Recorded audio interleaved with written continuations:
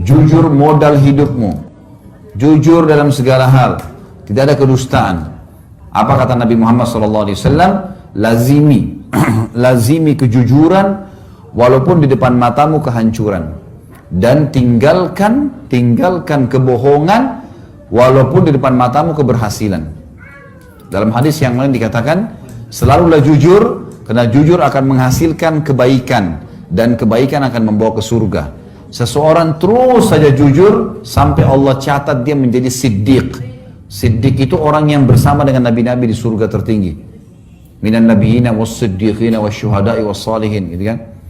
Kemudian jauhi dusta, karena dusta akan bawa kepada perbuatan buruk, pelanggaran, dan perbuatan buruk akan bawa ke dalam api neraka. Seseorang terus saja dusta sampai dia dicatat di sisi Allah sebagai pendusta. Jujur teman-teman sekalian, jujur. Apa saja jujur, sampaikan apa adanya. Jujur itu walaupun kita salah, akan mengklirkan masalah pada saat itu. Kita salah nih, kita bilang, oh ya saya salah, saya perbaiki. Selesai, memang pahit, tapi selesai, clear.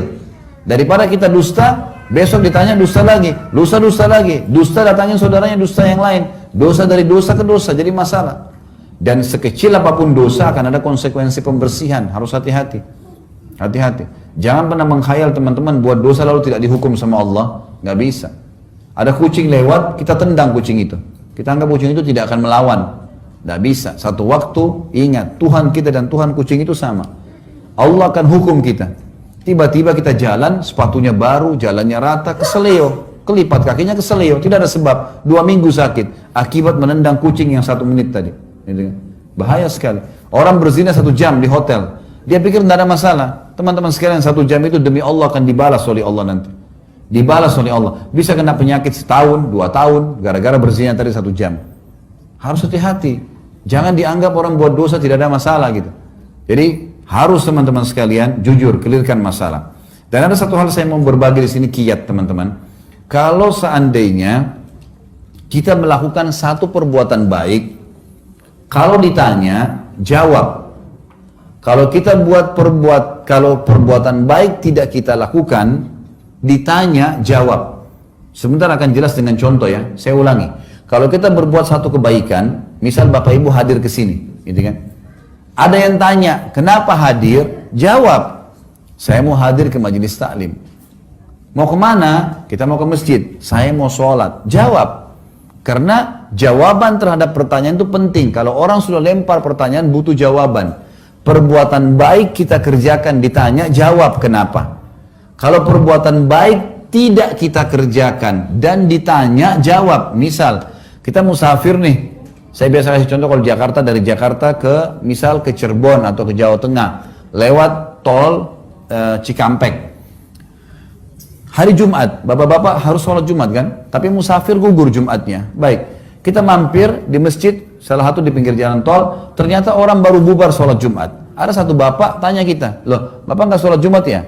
Ingat, perbuatan baik sholat Jumat. Tapi ditanya sekarang, nggak sholat Jumat ya? Jawab, saya musafir. Kan gitu, jelas. Baik, kita simpan di sebelah. Sekarang perbuatan buruk kalau kita kerjakan, jelaskan kenapa dikerjakan. Perbuatan buruk tidak dikerjakan, jelaskan kenapa. Maksudnya begini. Misal teman-teman sekalian, ini gelas saya tidak sengaja kesentuh, jatuh. Pelanggaran, buruk kan? Kenapa kalau saya jatuhin gelas, jatuh misalnya. Saya pinjam mobil teman, tabrak sesuatu. Kan salah, ya? Perbuatan salah. Baik, kalau kita melakukan satu perbuatan salah, jangan diam, jelaskan. Memberikan penjelasan terhadap perbuatan kita. Maaf ya, saya salah. Tapi tadi saya tidak sengaja kesentuh, jatuh. Menjelaskan kenapa, mengkelirkan masalah di dalam dirinya orang itu. Sama halnya ini yang digarisbawahi teman-teman sekalian.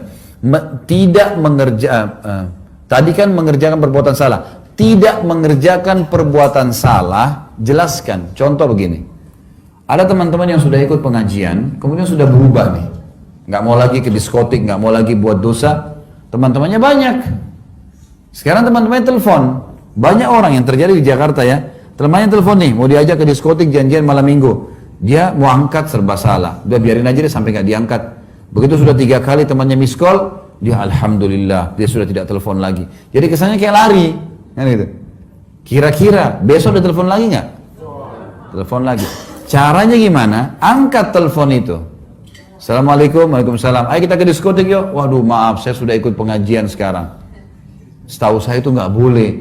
Nanti jadi begini. Nah kamu sekali-kali hadir pengajian saya. Nah. Insya Allah besok lusa nggak bakal ditelepon tuh. Nah. Tapi sudah clear. Banyak orang enggak kan? Dia sembunyi dari kenyataan itu. Maka harus hati-hati teman-teman sekalian. Jadi difahami poin seperti itu. Ada pernah jamaah ini Bapak Ibu sekalian, selama liburan, orang kaya Masya Allah. Selama liburan, maaf kalau ada teman-teman yang, saya bukan menyebutkan wilayah ini berarti menyebutkan keburukan wilayah, bukan. Semua ini buminya Allah. Tapi dia rupanya selama ini kalau liburan sering ke Eropa, habisin waktunya gitu kan, sama anak istrinya. Dia selalu punya kendala satu. Anak-anaknya dia yang bujang-bujang ini pasti jadi rusak kalau pulang. Karena tiap malam mabuk, tiap malam ke diskotik, bawa zina, gonta-ganti pasangan. Tapi liburan, anak-anaknya sumpok di Jakarta sudah kuliah berapa lama gitu. Satu waktu subhanallah, dia bawa di musim liburan umroh. Umroh. Anak-anaknya dalam 9 hari umroh liburan berubah jadi soleh. Jadi baik. Karena selalu dari hotel ke masjid, sholat, didampingi oleh ustadz. Masuk ke mall, musik aja nggak ada. Kalau teman-teman pernah lihat masuk ke Mekah sama Madinah, lihat di mallnya ada musik nggak? Nggak ada musik. Perempuan semua pakai jilbab. Memang situasinya membuat kita jadi gitu. Anak-anaknya waktu mau pulang, sampai dia bilang, ayah, nanti buatin saya travel ya, saya mau buka travel haji umroh aja. Enak nih kesini. Itu sampai terharu orang tuanya. Nyesal kenapa nggak dari dulu bawa ke negara Islam nih. Bapak Ibu sekalian, uang yang kita keluarkan haji dan umroh, sedekah. Yang kedua, umroh itu sendiri dan haji, kalau rutin dikerjakan, ya, itu akan mendatangkan rezeki. Ini kalau teman-teman ikuti ceramah saya di YouTube, saudaraku nilai rahasia rezekimu, ada 15 kiat. Itu salah satunya umroh dan haji. Kata Nabi SAW dalam hadis Sahih riwayat Tabarani, umroh dan haji yang dikerjakan secara berkesinambungan, dari umroh ke umroh, dari haji ke haji, terus selama ada kesempatan, akan menghilangkan kesusahan hidup dan kemiskinan, sebagaimana api menghilangkan karat dari besi. Jadi nggak ada orang pulang umroh pulang haji itu miskin, nggak ada. Nggak ada, subhanallah. Ini penting sekali. Atha bin Abi Rabah, salah satu ulama tabi'in teman-teman, umurnya 100 tahun. 70 kali haji, 70 tahun haji.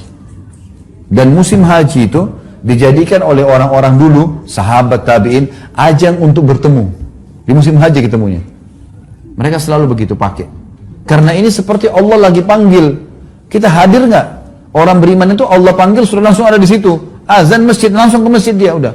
Suruh sedekah orang miskin langsung bantu. Haji langsung haji. Nggak ada penolakan. Jihad langsung jihad. Udah langsung dikerjain.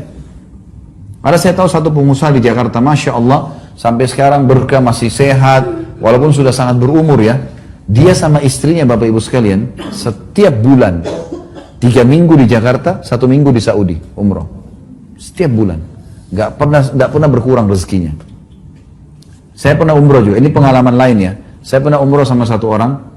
Kebetulan saya berangkat umroh setiap 2 bulan sekali bimbing. Maka ada kadang-kadang jemaah yang ikut gitu kan. Ada satu pernah jemaah dari Irian. Pernah tahun 2003 saya ke Irian ikut sama saya umroh. Waktu itu bintang 5. Kurang lebih sekitar 35 juta lah dia bayar. Selesai habis sholat di Masjid Haram Mekah, saya tanya, Pak, Bapak bayar berapa? Sekitar 35 juta Ustaz. Mahal gak? Ya sedang lah. Kebetulan dia orang mampu. Sedang lah. Terus saya bilang sama dia, Pak mau nggak kita hitung, saya hitungkan Bapak pahala yang Bapak dapat. Kaget dia, memang bisa Ustaz, ya yang ada dalilnya saja. Mau? Oke. Bapak sudah tahu belum hadisnya? Sholat di Masjid Haram Mekah, pahalanya sama dengan 100.000 kali dibandingkan tempat lain. 100.000 kali. Kalau kita pegang sholat wajib 5 waktu saja, subuh, duhur, asar, maghrib, isya. Ini kan 1 hari 1 kali kan kita kerjakan. Subuh cuma sekali, duhur cuma sekali, tidak pernah dikenal 2 kali kan? Berarti kita anggap 100.000 kali itu adalah 100.000 hari. Kalau 100.000 hari dibagi hari 1 tahun, 365 hari, itu keluar angka 274 tahun. 274 tahun, jadi sholat 1 kali di Masjid Haram, sama dengan 274 tahun sholat di Indonesia. Itu sholat sendiri. Kalau sholat berjamaah, hadis Nabi SAW, riwayat Imam Ahmad, kalau sholat seseorang dari kalian di pasarnya, di rumahnya dibandingkan masjidnya, perbandingannya 25 kali lipat. 25 kali lipat itu kalau kita kali 274 kali 25, itu kurang lebih 6.500 tahun. Saya bilang sama bapak itu, Pak, 6.500 tahun bagi 35 juta, ada nilainya nggak? 35 itu sudah masuk ongkos tiket pulang pergi, hotel, makan, transportasi, banyak manfaatnya. Belum lagi pengalaman spiritual, banyak pengalaman. Maka target kalau mau safar pun, safar yang berbobot. Karena waktu ini terbatas. Waktu terbatas. Banyak orang subhanallah mau datang ke negara-negara tertentu hanya karena salju. Emang kenapa kalau salju nih? Gampang kalau mau salju. Ambil es batu, blender. Bisa. Artinya bukan saya larang ya, tapi coba sesuatu yang kita berangkat itu, oh ya ada manfaat yang kita dapatkan. Bukan cuma sekedar gengsi. Ada orang datang jauh-jauh dingin, kedinginan, dia nggak bisa, di Indonesia tidak bisa dingin. Lalu kemudian dulu dekat salju hanya untuk foto, kirim ke teman-temannya, nih saya pernah tempatnya salju. Kenapa? Itu apa ini kan gitu? Sesuatu yang berbobot lah. Orang mukmin itu harus cerdas. Dia harus punya manfaat yang bisa dapatkan dari situ.